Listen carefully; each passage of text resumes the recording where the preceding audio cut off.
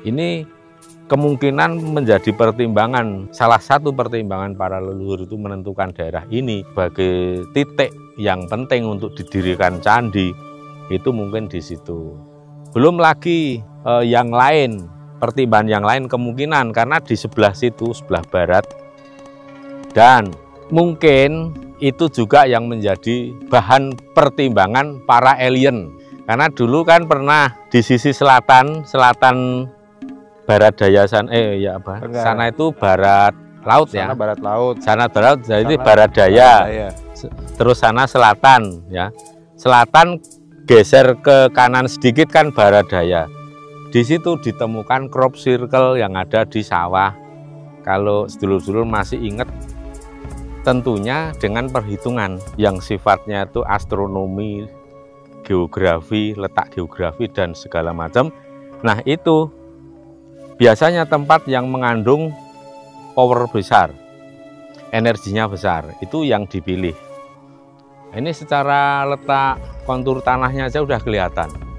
Di sekitar kita ini, sana itu dataran rendah dengan ketinggian sekitar 100 sampai 120 meter di atas permukaan laut.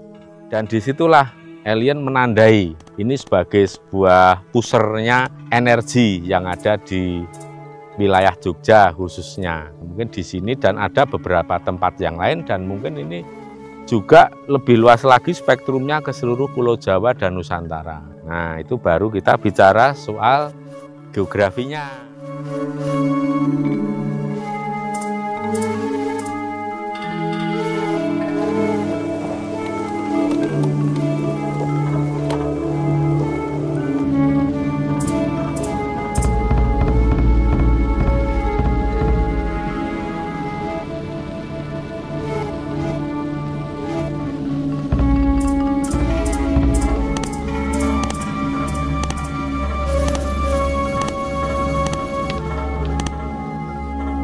Situs Candi Abang terletak di puncak bukit.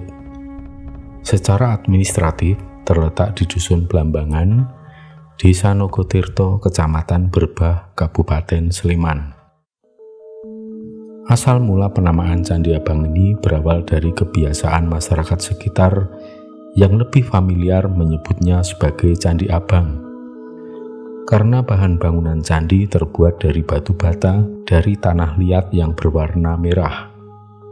Merah dalam bahasa Jawa disebut abang.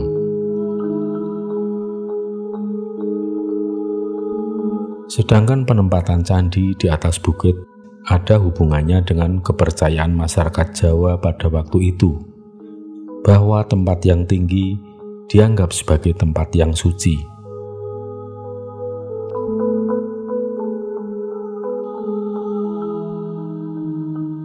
Kepercayaan ini bukan tanpa alasan, karena bagi orang-orang yang memiliki kekuatan spiritual tinggi, acap kali bisa menyaksikan turunnya para entitas luhur seperti dewa, dewi, Bathara di atas bukit atau gunung.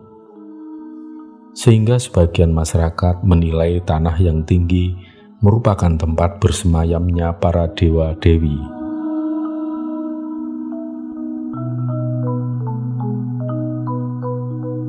Di sekitar kawasan Candi Abang juga terdapat peninggalan purbakala yang lain berupa gua, yakni Gua Sentono dan Gua Jepang.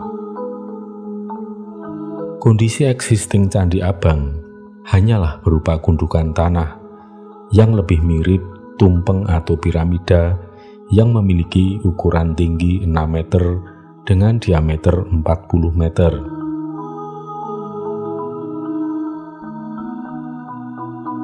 Sedangkan diameter di puncak candi kurang lebih 10 meter. Beberapa keistimewaan Candi Abang adalah bahan bangunannya terbuat dari batu bata merah. Tentu saja hal ini berbeda dengan candi-candi pada umumnya yang terdapat di sekitar Yogyakarta dan Jawa Tengah yang bahan bangunannya terbuat dari batu andesit. Walaupun bangunan Candi Abang saat ini hanya berupa gundukan tanah yang ditumbuhi rumput, tetapi jika digali, maka akan terlihat batu bata berwarna merah yang terbuat dari tanah liat. Puncak Candi Abang ini terdapat cekungan dan sebagian masih terlihat susunan bangunan candi yang terbuat dari batu bata merah.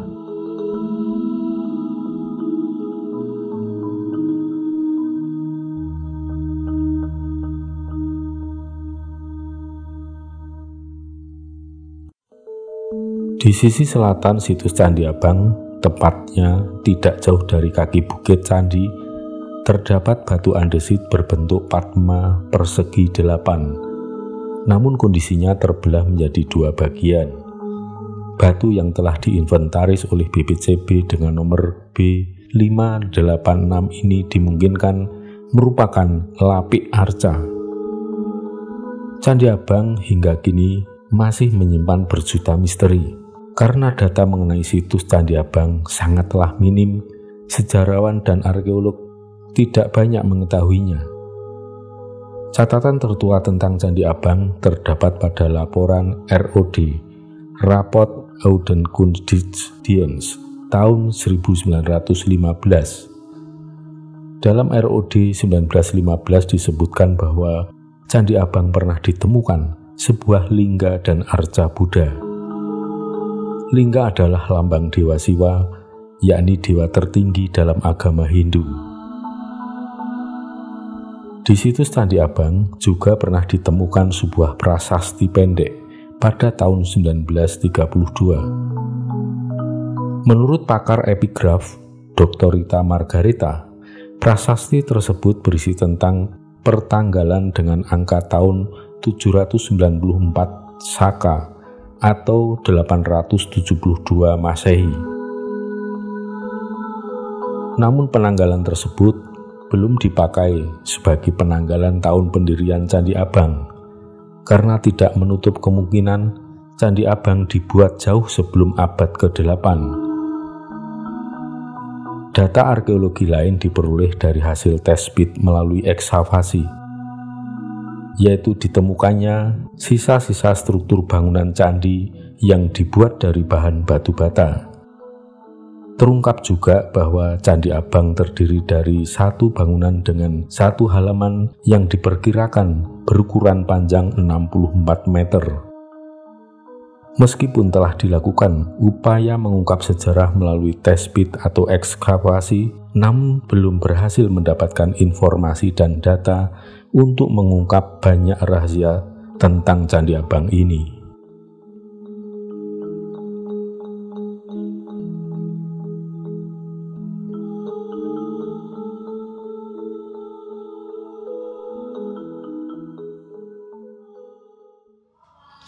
Pemirsa, ini kita akan memasuki komplek Candi Abang. Ini gapuranya, lihat. Nah, ini gapura menuju Candi Abang, dan kita bisa melihat ini bebatuan masuk seperti ini penataannya. Ya, kondisinya masih hutan alami ya, jadi tidak campur tangan manusia, tidak merusak ekosistem hutan di sini. Walaupun ada pembenahan-pembenahan yang sifatnya minim. Yuk.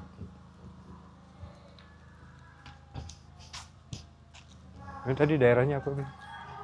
Ini masuk daerah Berbah ya. Berbah, Sleman. Nah, di sini tempatnya Candi Abang.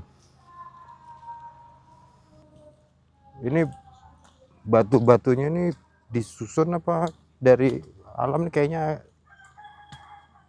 Ini batu sebagian disusun, tapi sebagian yang lain memang alami.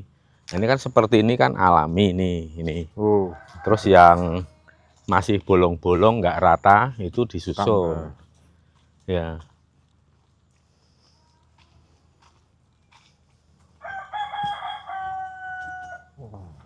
Tempatnya mantep. Ini rencana akan kita adakan event di sini, khususnya untuk saudara-saudara para pemirsa YouTube Surya KKS yang sudah pernah mengikuti program pelukatan di Sendang Kawidodaren, program pelukatan di Sendang Seliran Kota Gede dan ritual Soko Guru, juga sedulur-sedulur yang pernah ikut spiritual Odyssey segitiga kekuatan Mataram. Jadi nanti kita akan berikan seperti treatment atau pelatihan-pelatihan yang khusus, dan semuanya kita lakukan secara cuma-cuma atau tidak ada kontribusi apapun dari pemirsa, dari peserta. Jadi semua gratis, kita tidak memungut kontribusi apapun berapapun. Tapi nanti ya kita akan tetap sediakan konsumsi seperti teh, kopi, dan makanan-makanan tradisional yang sehat. Jadi tetap akan kita siapkan. Oh, antik ya daerahnya nih. Ya, Antik daerahnya. ya ini sebenarnya Batu-batu alam ya masih alami. dari bawah tanah. Ini kan yang besar-besar ini, yang besar-besar lebar ini. Lebar itu. Ini kan alami nih. Terus di sela-sela di antara yang lebar-lebar ini baru ditata sama tepinya. Dan untuk jalan kaki dari tempat parkir nggak terlalu jauh, hanya sekitar 300 atau 200 meter. Ini juga tidak licin kok.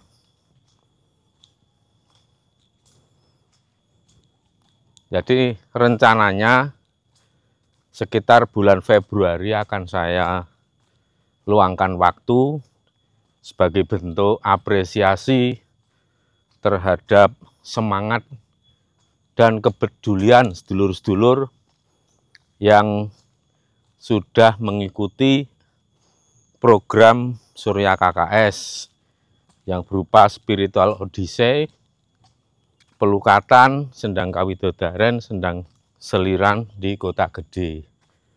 Dan kita berikan secara cuma-cuma, gratis, tidak ada pungutan apapun.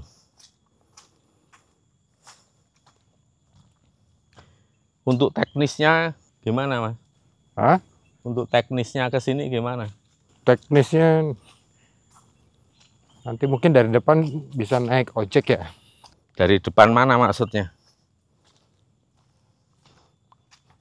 Depan nggak ada angkot, jadi naik ojek itu ya dari stasiun, dari terminal, tempat di mana panjenengan turun, misalnya stasiun Tugu atau terminal Umbul Harjo Jogja, sampai ke sini bisa dijangkau dengan naik Grab, naik Gojek, naik Gukar, Maxim.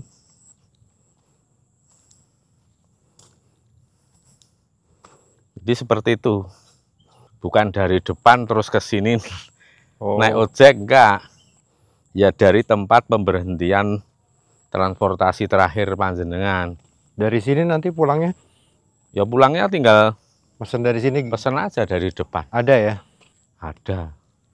Kalaupun tidak ada, nanti kita siapkan HiAce untuk ngedrop di tempat yang mudah dijangkau oleh Grab, Gojek, dan lain-lain.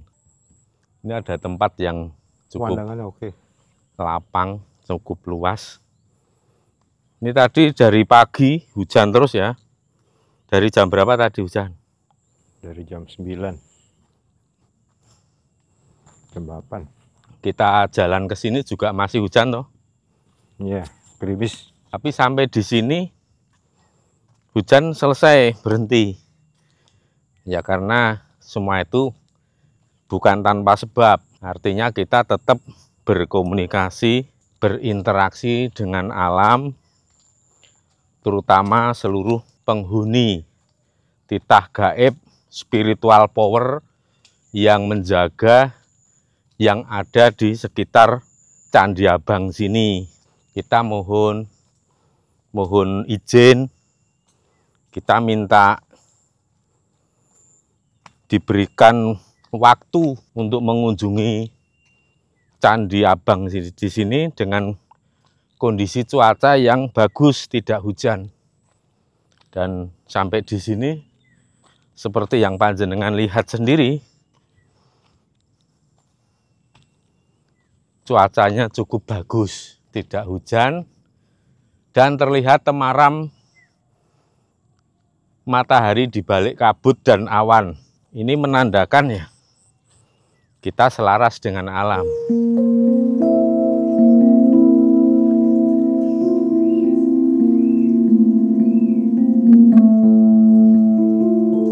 Untuk mencapai di sini, tempat ini karena cukup tinggi ya, ini seperti yang panjenengan lihat tadi kita lewat di bawah sana dan naik sampai di sini, kita butuh detak jantung sampai 140 BPM.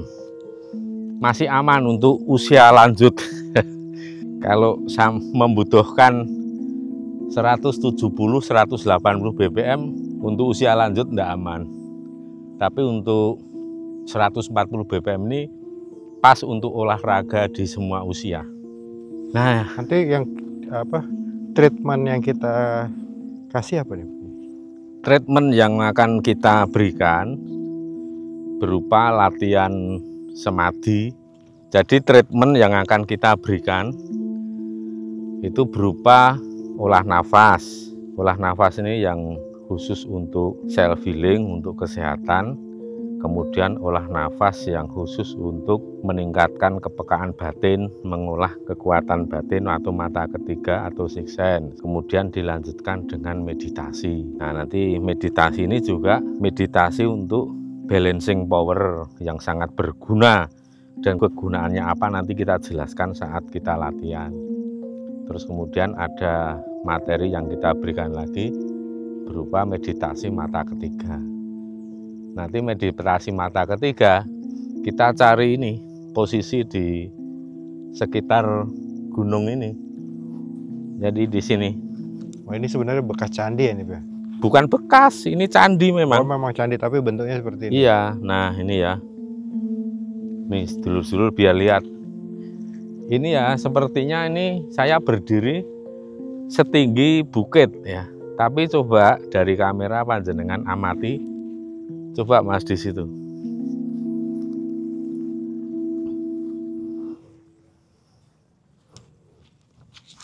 Nah, ternyata tinggi.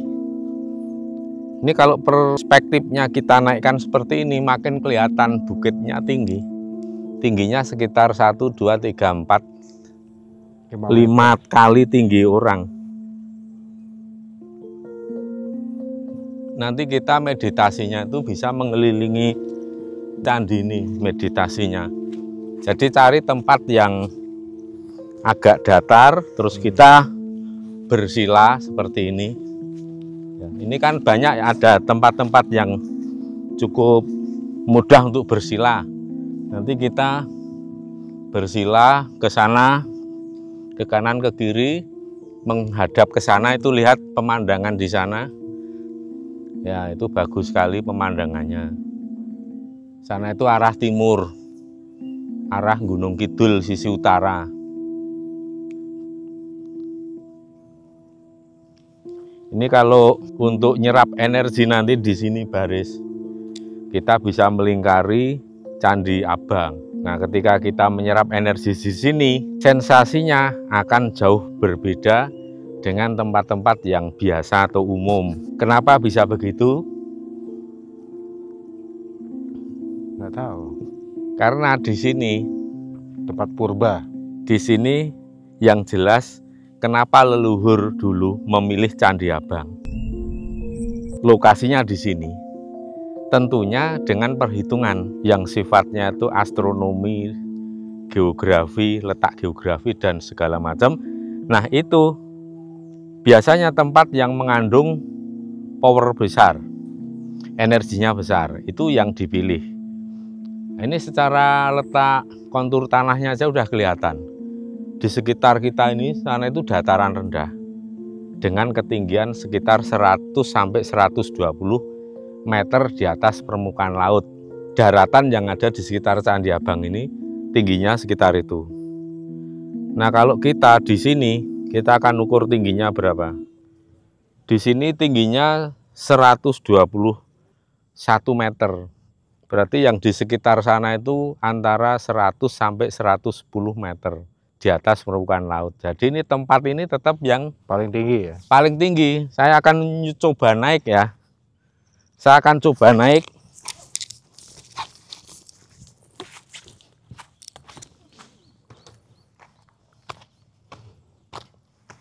Dupane Om Dono diambil bawa sini.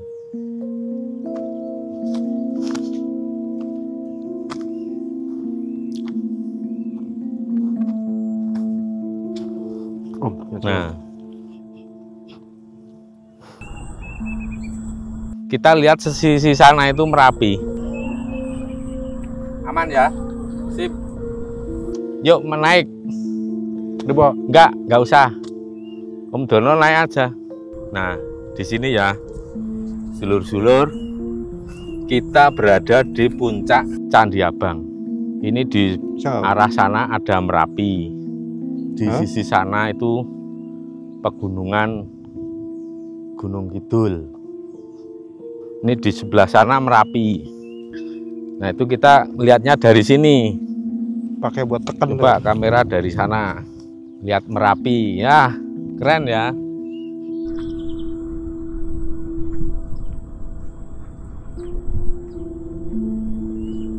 Nah, sekarang ini kita berada di ketinggian 126 meter. Berarti dari dasar sana itu tadi tingginya berkisar antara, oh ini 127. Jadi tingginya antara 6 meter dari tempat saya berdiri di bawah ya.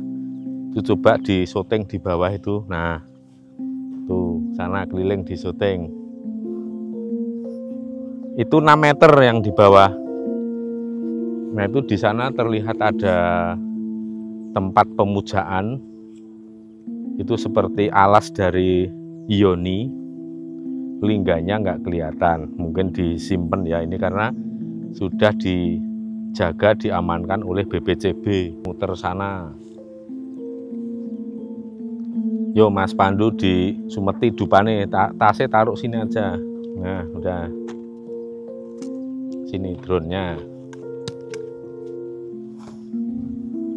Itu kamera kita di sana di bawah yang satu. Wah, ini juga tinggal 3. Ternyata ini sudah agak lama nggak saya cas ini, jadi baterainya sisa 3 semua, tapi tidak apa-apa. Kita terbang nggak usah terlalu lama. Sisa 3 kalau seperti ini pesawatnya aman loh. Untuk terbang 15 menit juga aman. Dipastikan terisi memori card. Itu dari sini Merapi kira-kira jaraknya 35 kilo dari sini. Nah, kita akan mulai terbang ya sedulur-sedulur. Waduh, tapi kok baterainya tinggal 2, tinggal 50%, tapi nggak apa-apa, kita mau terbang sebentar aja. Nanti habis. Wah, ini harus di-unlock ini.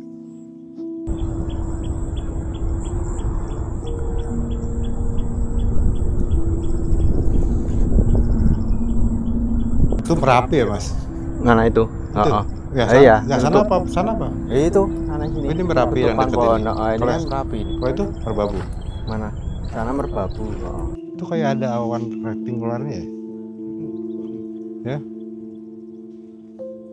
Itu ada awan rektangular. Kayak ada awan rektangular. Apa? Lentikular. Lentikular. Wah, terlalu dekat baru bandara jadi nggak ini sih. Mati ya? Nggak bisa berfungsi, susah tadi nyalain itu. Ya, ini nggak bisa di-unlock ya, sedulur-sedulur. Karena ini masih masuk ke ring 1 kawasan no-fly zone. No-fly zone bandara di Sucipto. Jadi akibatnya ya seperti ini. Ini kalau sedulur-sedulur yang ikut di klub atau grup komunitas drone pasti paham ya soal seperti ini, dan kita sebagai penerbang drone atau pilot drone juga harus mematuhi aturan AFF, bukan AFF bola tapi ini peraturan internasional untuk penerbangan, untuk keamanan penerbangan. Jadi memang ada aturannya, zona-zona yang boleh terbang, yang nggak boleh terbang, atau maksimal ketinggian berapa itu ada aturannya, dan itu harus selalu kita update lewat aplikasi operator ini, lewat remote, lewat aircraft-nya ini, supaya tetap update. Dan memang ada daerah-daerah yang kita dibatasi untuk terbang, ada yang bebas, ada yang bisa 120 meter dari permukaan tanah atau dari home base atau home point, atau bisa sampai 500 meter kalau kita agak nekat itu kan. Ya udah, kita nggak usah pakai drone-dronan, yang penting kita udah sampai di sini dan tahu lokasinya di mana dan nanti tujuannya apa yang akan kita lakukan di sini, seluruh sudah paham semua.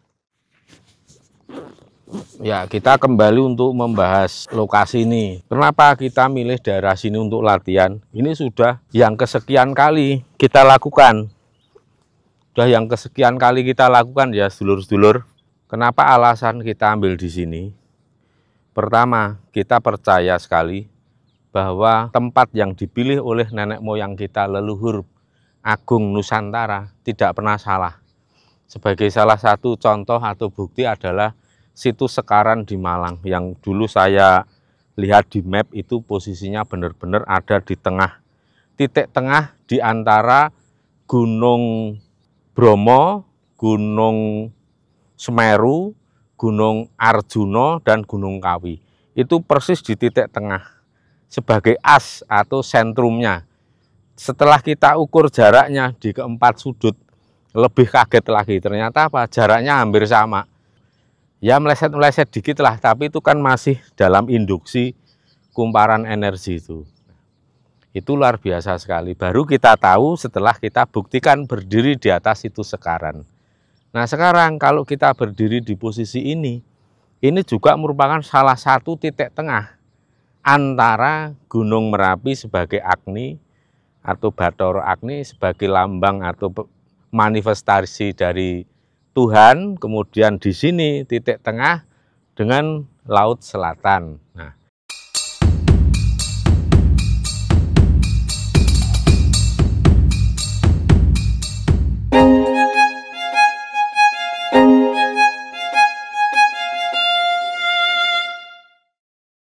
ini kemungkinan menjadi pertimbangan, salah satu pertimbangan para leluhur itu menentukan daerah ini sebagai titik yang penting untuk didirikan candi, itu mungkin di situ. Belum lagi yang lain, pertimbangan yang lain kemungkinan, karena di sebelah situ, sebelah barat, kira-kira 2 kilo dari sini, ada situs lava bantal. Situs lava bantal itu merupakan situs geopark. Itu menjadi situs yang dilindungi oleh BPCB. Itu sebagai jejak gunung api purba yang lebih tua dari gunung api Nglanggeran. Jadi gunung api purba Nglanggeran sebelumnya itu didahului oleh wilayah lava bantal namanya. Di situ merupakan gunung api yang lebih tua. Kemudian situs geopark di Nglanggeran, gunung api purba, itu masih ada lagi nyambung ke selatan di daerah Gunung Kidul. Itu ada 3 titik situs geopark ya. Ada situs geopark Ngingrong, terus ada situs geopark saya agak lupa namanya, dan satu lagi di Wediombo itu menjadi situs geopark juga. Terus di daerah Gua kan dekat sama gua apa? Nah, itu baru kita bicara soal ini titik dari adanya sentrum gunung api purba. Terus di utara ada Gunung Merapi yang muda sekali. Nah, itu dari sisi geografisnya seperti itu. Terus kemudian di sekitar sini, sana utara, sana timur, sana barat, sana selatan, sana barat. Ini titik tengahnya. Jadi kalau dihitung pasar, Legi, Paing, Pon, Wage. Jadi di tengah ini sebagai titik kliwonnya. Terus di sisi timur Legi, Paing di selatan, Pon ada di barat, Wage di utara, Kliwon di tengah. Di sini sebagai titik pancer. Jadi sifat-sifatnya dari arah mata angin itu seperti itu. Kalau kita bilang Merapi, sentrum garis lurus ke sini, ini di sini Kliwon, di sana Wage. Makanya ketika hari pasaran Kliwon, letusan Merapi itu besar karena itu seperti energi yang sinergi ke sini dan ke Laut Selatan itu garis lurus. Mungkin dari situ ada keberlangsungan energi itu sampai dari Laut Selatan terus di titik tengah sampai Merapi. Itu menjadi satu garis lurus. Ini bukan imajiner karena kalau saya rasakan memang energinya memang besar. Sebagai bukti lain adanya kesinambungan, keterhubungan antara Merapi dengan Laut Selatan. Kalau ada gempa di selatan Jogja, terutama wilayah selatan Pacitan, agak ke barat sedikit, gempa yang di atas 4 skala Richter pasti akan mengakibatkan Merapi aktivitasnya meningkat. Hanya hitungan 30 menit, 1 jam setelah gempa di selatan Pacitan atau barat dayanya Pacitan, maka Merapi langsung ada reaksi spontan, aktivitasnya meningkat, keluar lava pijar, yaitu efusi sampai erupsi. Itu dari geografi, kita baca dulu dari sisi geografinya, letak geografinya seperti ini. Dan mungkin itu juga yang menjadi bahan pertimbangan para alien. Karena dulu kan pernah di sisi selatan barat daya sana itu barat laut ya. Sana barat laut. Sana barat, jadi barat daya. Terus sana selatan ya. Selatan geser ke kanan sedikit kan barat daya. Di situ ditemukan crop circle yang ada di sawah. Kalau sedulur-sedulur masih ingat kejadian crop circle terjadi di wilayah Bantul ya, daerah Berbah, Sleman. Ya di situ. Dekat, di situ perbatasan kan. Sebelah sana itu Bantul, sebelah utaranya sedikit Sleman. Ini masih masuk daerah Sleman. Tapi nggak lama kemudian, sebulan kemudian kan terjadi di sana, selatan Jalan Wonosari, masuk wilayah Bantul. Jadi crop circle-nya itu 2 kali. Yang pertama yang mengebohkan karena lebih luas, bundarannya lebih besar, lebih rapi, lebih tertata. Itu luar biasa dan semalam itu memang nggak ada orang yang tahu. Bahkan tetangga sawah yang nggak jauh dari situ, termasuk yang pemilik sawah pun tidak mendengarkan, tidak merasakan ada sesuatu yang terjadi di sawah itu. Jadi misalnya suara gemuruh angin, suara percikan api atau apa itu sama sekali nggak dirasakan karena katanya itu malam itu ya tenang banget, nggak ada suara yang mencurigakan. Mungkin juga bagi makhluk alien itu juga melihat ini merupakan tempat istimewa dan disitulah alien menandai ini sebagai sebuah pusernya energi yang ada di wilayah Jogja khususnya. Mungkin di sini dan ada beberapa tempat yang lain dan mungkin ini juga lebih luas lagi spektrumnya ke seluruh Pulau Jawa dan Nusantara. Nah itu baru kita bicara soal geografinya.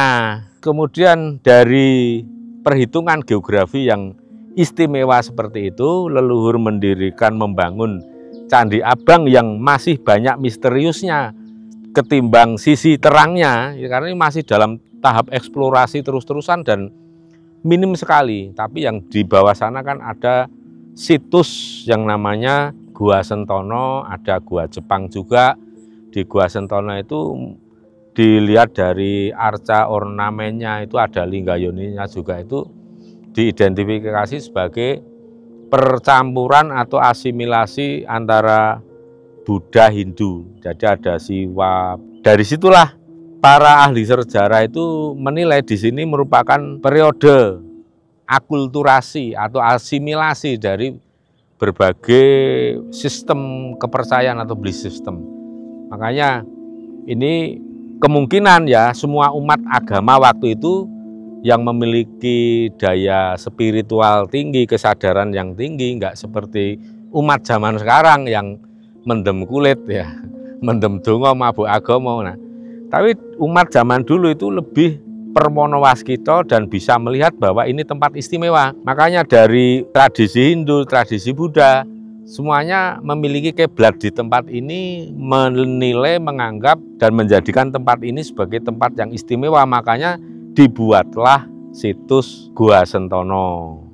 kemudian ada Gua Jepang juga. Untuk itu para pemirsa, terutama yang pernah ikut program pelatihan Surya KKS seperti pelukatan Sendang Seliran, pelukatan Sendang Kawidodaren, ritual segitiga kekuatan Mataram atau spiritual Odyssey 6, ya, itu kita akan memberikan jamuan atau treatment yang berguna untuk kesehatan dan untuk meningkatkan kekuatan lahir batin, ya. Jadi bukan kekuatan lahir saja tapi juga kekuatan batin.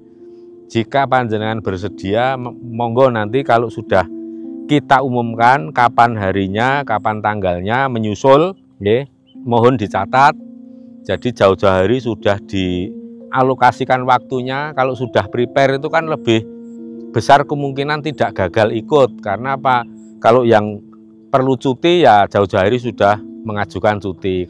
Dan panjenengan juga bisa jauh-jauh hari untuk menyiapkan tiket, ya, bagi yang naik angkutan umum. Misalnya tiket kereta apa, Mas? Ada tiket kereta yang dapat subsidi itu loh, yang murah. Nah, coba jelasin, Mas. Tiket kereta dari beberapa daerah kalau nggak salah ke Jogja yang murah, disubsidi sama pemerintah, harganya sekitar kalau nggak salah ya 57.000 atau 67.000 gitu loh kalau nggak salah. Nah cuman itu pesannya dari jauh-jauh hari, soalnya itu cepat habis, biasanya itu 4 minggu atau 3 minggu atau 4 minggu atau sebulan. Nah itu rebutan. Nanti makanya kita tentukan tanggalnya itu jauh-jauh hari, peserta bisa menghemat, bisa memilih pesan tanggal lebih awal lah. Atau mungkin ada saran untuk yang rombongan dari Jakarta harus saling kenal atau satu ya, daerah. Mungkin kalau dulur-dulur yang tinggalnya berdekatan di Jakarta yang bisa bepergian bareng gitu dengan kendaraan, mungkin bisa bersama, kan lebih murah, bisa patungan atau bagaimana. Saran saya sih. Untuk akses ke sini, Mas, coba ada ide nggak? Dari stasiun, terminal? Karena kita nanti kita acara diadakan di sini, maka kita para peserta langsung menuju ke sini. Nanti bisa di search di Google, ya kan, lokasinya bagaimana, direncanakan bagaimana sampai ke sini langsung, karena kita untuk berangkat tidak menyediakan transportasi. Tapi nanti untuk pulangnya kita coba bantu mencarikan alternatif. Dari stasiun Yogyakarta naik apa? Sebenarnya dekat, kalau mau naik Gokar atau Gojek itu bisa dicapai dengan waktu yang tidak lama. Atau mungkin sedulur-sedulur barengan gitu bisa naik satu Gokar gitu bersama-sama ke sini. Atau di sini ada stasiun terdekat ya, Pi? Nggak ada. Nggak ada ya? Yang terdekat ya stasiun Lempuyangan, stasiun Tugu, terus terminal Giwangan, bandara di Sucipto. Kalau bis mungkin ada itu ya, di Kalasan, turun di Kalasan ya? Ada, bisa, misalnya yang dari Jakarta atau dari luar kota, turun saja di Kalasan. Ya. Full bis Kalasan. Ya. Yang dekat Candi Prambanan apa ya? Biasanya mereka pada turun di Prambanan. Nah itu coba diarahkan. Di Prambanan itu ada tempat pemberhentian bis-bis, itu biasanya ada tuh. Jadi bis bisa turun di stasiun Prambanan. Terminal kecil gitu di Prambanan. Nah itu lebih dekat lagi ke sini, mungkin naik Gojek atau Gokar, Grabcar. Paling 50.000 Bang, dari Prambanan ke sini. Ya. Kalau Grab, Gokar ya, kalau Gojek ya separuhnya lah. Ya, lah itu peserta mungkin kalau bisa bareng-bareng berangkatnya kan bisa naik satu Gokar, bisa patungan atau Grabcar. Nah, ini kita ada di sisi bawah seperti ini, sedulur-sedulur, kita agak di sisi bawah. Nanti kita bisa latihan itu di atasnya sini bisa. Nah itu kita lihat di sana ada pohon-pohon besar, pohon pule. Pohon pule itu salah satu pohon keramat yang asli tumbuh di Jawa. Yuk kita muter aja. Kita udah selesai ya kira-kira ya, sedulur. Yang jelas kita akan latihan di sini. Karena ini tempatnya powerful supaya efeknya juga lebih bagus. Sama-sama kita menyerap energi. Kayaknya lewat situ Tapi lebih ini deh. Kita lakukan di tempat yang istimewa. Tapi tadi kayaknya lewat situ. yang full energi tentunya Oh, bisa nggak opsin hasilnya tak pegangin akan Om lebih itunya. bagus. Payungnya yang biru. Ini Nah, itu yang merah buat bisa tekan Om. dijadikan untuk tempat padupan ini. Sebelum mulai kita akan melakukan ritual terlebih banget dahulu. Sama Om, aku juga sendal jepit deh. Oh, mau tukeran sama sendalku apa Om? Candi abangnya seperti ini. Justru warnanya tidak abang, tidak merah, tapi hijau. Itu yang petekelan dari sana itu, lihat tuh.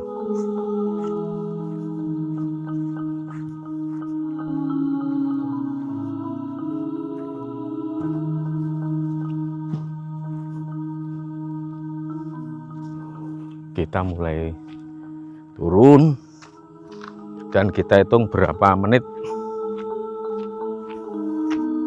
Mobilnya tak pindah ya, Pi? Ya,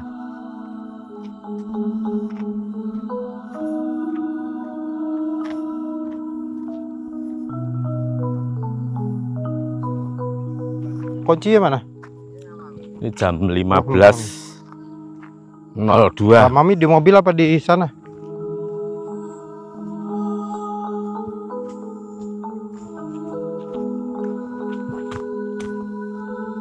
Ini pas turun ini bisa membuat terpleset yang tadi itu. Kalau kondisinya hujan.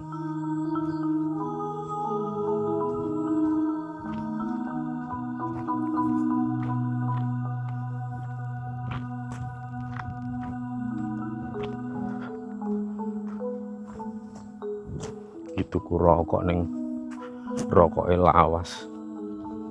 Tak lihat itu bulan 5 tahun 2024 nih. Ya rasanya sepoh. Ini kadung dibuka, belum dicek tanggalnya. Produksinya keburu udah dibuka ya wes. Kalau masih utuh ya masih bisa kita minta refund atau tuker yang baru. Kuncinya tinggal dulu, Pi. Kuncinya yang bawa Mami toh? Hah? Kuncinya yang bawa sopo? Papi tadi udah dikasih. Mami yang bawa.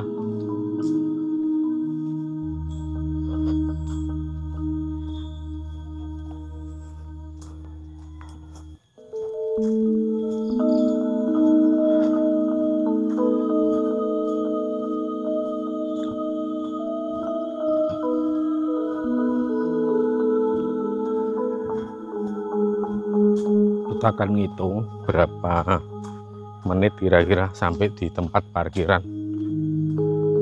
Tapi kondisinya turun ya, balik. Kalau berangkatnya kan naik tapi nggak seberapa. Nanti kita ukur lagi di tempat parkiran berapa tingginya. Jadi akan kelihatan berapa elevasi saat kita menuju lokasi candi itu, kita naik berapa.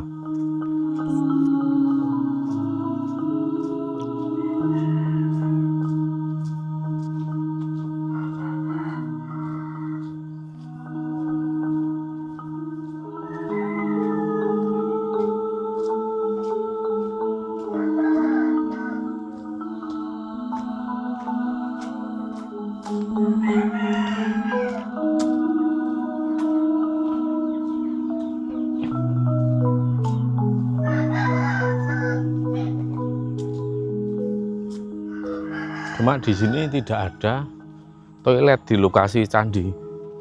Jadi sebelum masuk ke sini, panjenengan harus sudah ngetus urin, menguras urin terlebih dahulu supaya tidak kebelet saat di lokasi.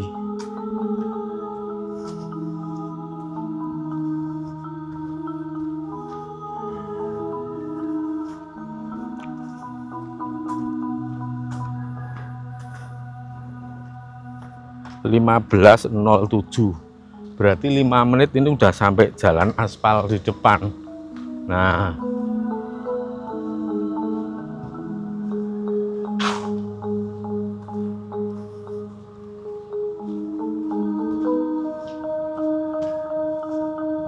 ya berarti 5 menit. Jalan kaki 5 menit sudah sampai di parkiran. Ini ke parkiran agak jauh karena tadi ada acara ini bazar desa, makanya kita Wih. Ya, gue kepleset tak. Ya. Bunyi toh nek sik ra ana watu deh. Ayo. parkirnya agak jauh. Anu kira aku wae, Om. Kira aku wae ning mburi. Nek kole ngancani